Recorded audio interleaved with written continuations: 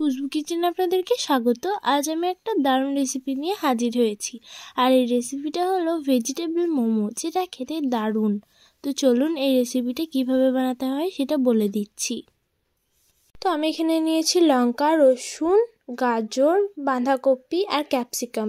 সবগুলোকে কিন্তু গ্রেট করে নিতে হবে। তো প্রথমে আমি এখানে একটা বাঁধাকপি গ্রেটারের মধ্যে গ্রেট করে নিচ্ছি। বাঁধাকপিটা গ্রেট করা হয়ে গেছে। এরপর আমি একটা গাজরও এর মধ্যে গ্রেট করে নিয়েছি। একটা ক্যাপসিকামও এর মধ্যে গ্রেট করে নিতে হবে। তো আমি এখানে 2 বাটি পরিমাণ ময়দা নিয়ে নিয়েছি। আপনারা নিজে পরিমাণ অনুযায়ী নিতে পারেন।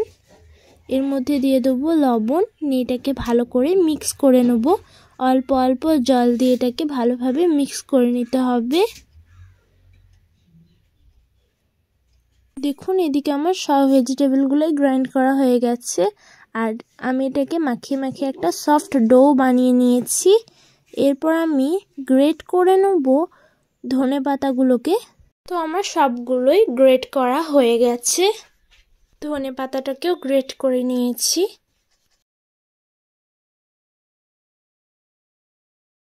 দেখুন প্রথমে আমি কুচি করে রাখা লঙ্কা, বাঁধাকপি, গাজর, ধনেপাতা দিয়ে দিলাম।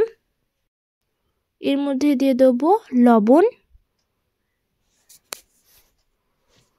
আর দিয়ে দিচ্ছি স্বাদটাকে দ্বিগুণ করার জন্য সয়া সস। এটাকে ভালো করে মাখিয়ে নিতে হবে।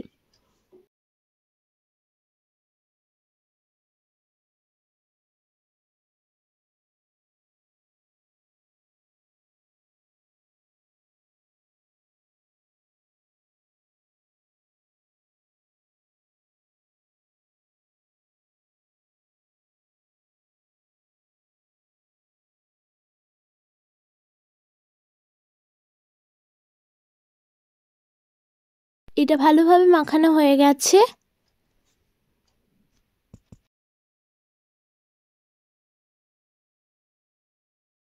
এরপর এরকম ভাবে হাত দিয়ে একবার জলটাকে বের করে নিতে হবে। তো দেখুন আস্তে আস্তে জলগুলো কিন্তু বেরিয়ে যাচ্ছে। আজ আমাদের বাড়িতে ভেজিটেবল মোমো খেতে এসেছে আমার আন্টিরা আর আমার ছোট ভাই বোন। তো দেখুন প্রায় এর মধ্যে জলগুলো বেরিয়ে গিয়েছে। এরপর আমি একটা ডো নিয়েছি, এর মধ্যে চালের আটাটাকে দিয়ে দিলাম, নিয়ে এটাকে বেলে নিচ্ছি।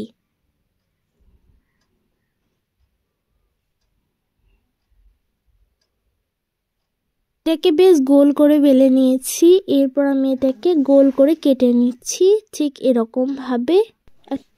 আপনারা চাইলে একটা বাটি করে কেটে নিতে পারেন। তো আমি এটাকে একটা গ্লাসে করে কেটে নিচ্ছি। আর দেখুন আমি আবার একটা বেলে নিচ্ছি।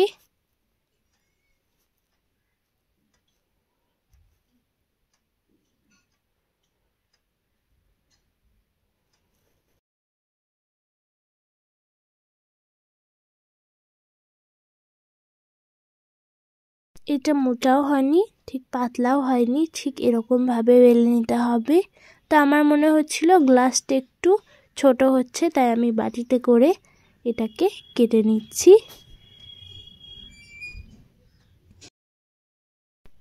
তো দেখুন এই সবগুলোকে কিন্তু একই রকম ভাবেই গোল করে বেলে নিতে হবে।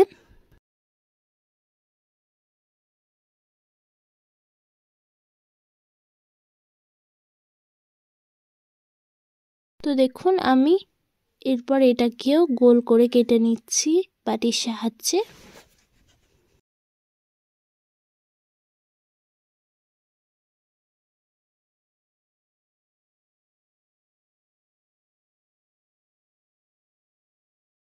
তো দেখুন সবগুলো আমার গোল করে কাটা হয়ে গেছে।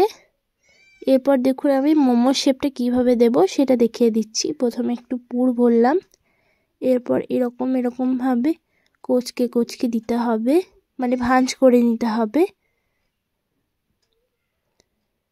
আপনারা চাইলে অন্যরকম শেপ করে নিতে পারেন। মোমো বানানো কিন্তু হাজার রকম শেপ থাকে, আপনারা চাইলে যে কোনো একটা বানিয়ে ফেলতে পারেন। আমার যেটা সহজ মনে হলো আমি সেটাকে বানালাম।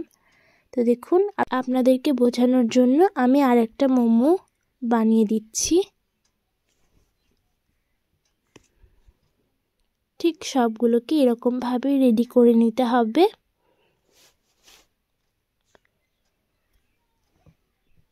আর দেখুন, এখানে আমার খুশবু বুনিও বেলছে, একটা ছোট্ট মোমো বানিয়ে ফেলেছে, সেটাকে ধরে বেলছে। তো দেখুন, আমি আরেকটাকেও বানিয়ে দিচ্ছি। প্রত্যেকটাই কিন্তু বানাতে হলে সবই একরকমই বানাতে হবে। তো আমার সবগুলোই বানানো হয়ে গেছে।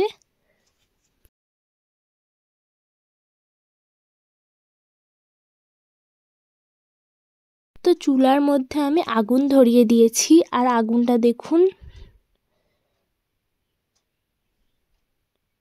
তো এর মধ্যে আমি একটা পাত্রে জল দিয়ে দিয়েছি, এটাকে বসিয়ে দিয়েছি। ঢাকা দিয়ে দিলাম, ঢাকা দিয়ে দিলে তাড়াতাড়ি গরম হয়ে যাবে। তো এরপর আমি এরকম ছিদ্রওয়ালা পাত্র নিয়েছি, এটাতে তেল ব্রাশ করে দিয়েছি, এক এক করে মোমোগুলোকেও বসিয়ে দিয়েছি। সব মোমোতে ধরবে না, তাই যতগুলো ধরেছি ততগুলো দিয়ে দিয়েছি। আর আগুনটা দেখুন কত দাও দাও করে জ্বলছে। এরপর আমি মোমোটাকে এর মধ্যে বসিয়ে দিলাম, ঢাকাটাও দিয়ে দিলাম। দেখুন কিছুক্ষণ পর মনে হচ্ছে মোমোটা এবার রেডি হয়ে গেছে। হ্যাঁ, এটা এবার রেডি। এটাকে এবার নামিয়ে নেব।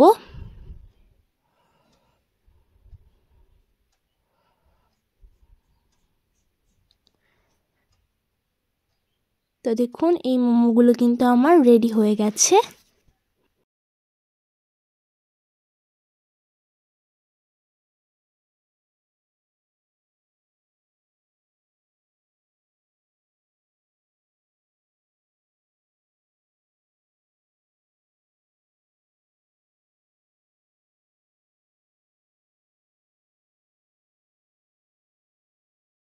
আবার আমি মোমোগুলোকে বসিয়ে দিচ্ছি।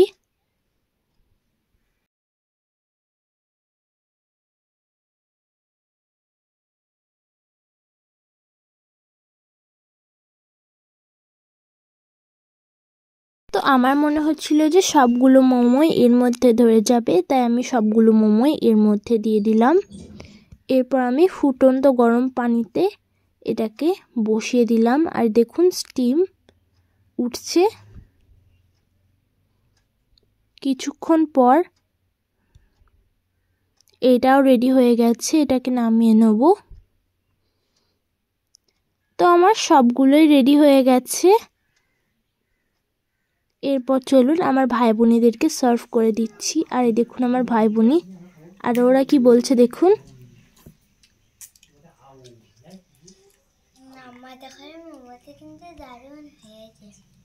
তো এটা হলো আমার একটা ছোট ভাই, আর এটা হলো আমার একটা ছোট্ট বুনি, আর যে বললো সে হলো আমার একটা মেজো বুনি।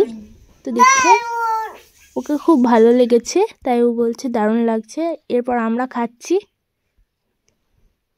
আমাদেরকে সত্যি বলছি খুবই ভালো লেগেছে।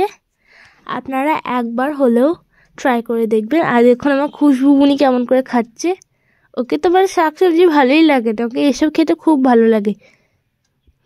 বেশ পরোটা হোক, মোমো হোক, ওকে কিন্তু ভালো লাগে, খুব ভালো লাগে। আপনারা এই মোমোটাকে টমেটো কেচাপ বা চিলি সসের সঙ্গে খেতে পারেন, দারুণ লাগবে। আমরা তো এটাকে টমেটো কেচাপের সঙ্গে খেয়েছিলাম, দারুণ লাগছিল। আপনাদের কাছে অনুরোধ রইল একবার হলেও রেসিপিটা ট্রাই করে দেখবেন। যারা শাকসবজি খায় না তাদের জন্য কিন্তু দারুণ এই রেসিপিটি।